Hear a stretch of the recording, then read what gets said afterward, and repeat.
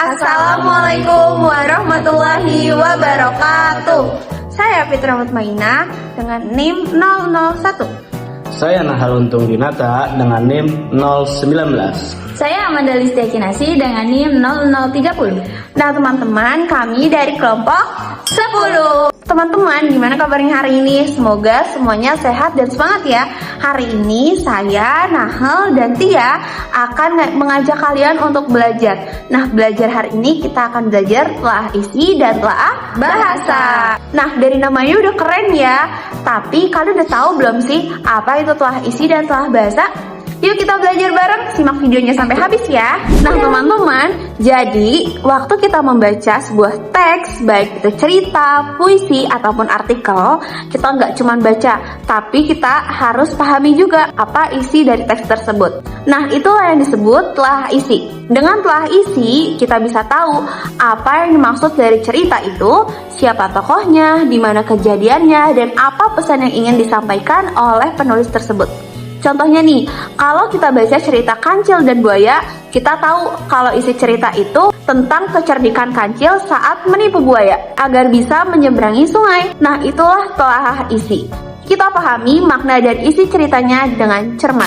Nah, kalau telah isi itu fokusnya ke makna cerita. Nah, kita selanjutnya yaitu telah bahasa. Itu lebih cara menulis yang menyampaikan cerita lewat pilihan kata dan kalimat. Misalnya, penulisan pakai kata-kata yang sopan atau tidak. Kalimat mudah dimengerti atau malah membingungkan. Contohnya gini nih. Kalau ada kalimat Kancil berlari dengan sangat cepat untuk menghindari buaya. Nah, kita bisa lihat dari kata-katanya. Ada keterangan sangat cepat yang menunjukkan suasana yang tegang dan mendesak. Itu bagian dari telaah membaca. Nah, selain itu, telaah bahasa kita juga bisa memperhatikan tanda baca, ejaan, dan tanda gaya bahasa. Jadi, telaah itu membantu kita supaya bisa menulis yang lebih rapi, lebih enak dilihat, dan menggunakan bahasa yang baik dan keren. Nah, dari penjelasan tadi, apakah sudah cukup jelas? Di sini, aku ingin menambahkan sedikit ya teman-teman. Jadi, kadang dari kita membaca teks isi dan bahasanya saling mendukung. Kalau isinya menarik tapi bahasanya berantakan, pasti susah dipahami kan? Tapi, kalau bahasanya bagus dan jelas, pesannya jadi gampang dimengerti. Makanya, telah isi dan telah bahasa itu nggak bisa dipisahkan. Ibarat dua sisi dari satu koin. Kita perlu latihan dua-duanya biar jadi pembaca dan penulis yang hebat. Oh iya, dalam pembelajaran bahasa Indonesia di sekolah, telah isi dan bahasa sering kita pakai buat menganalisis teks cerita, teks deskripsi, bahkan teks puisi loh.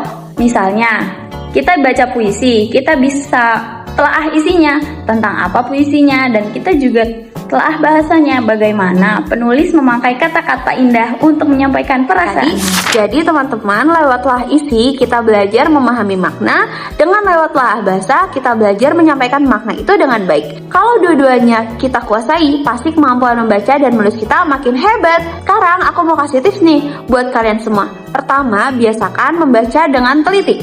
Yang kedua, pahami isi bacaan sebelum menilai bahasanya. Lalu yang ketiga, coba tulis ulang dengan gaya kalian sendiri biar makin paham. Dengan begitu, kalian bukan cuma jadi pembaca yang cerdas, tapi juga penulis yang keren. Yuk teman-teman, kita belajar memahami isi dan bahasa setiap teks dengan semangat.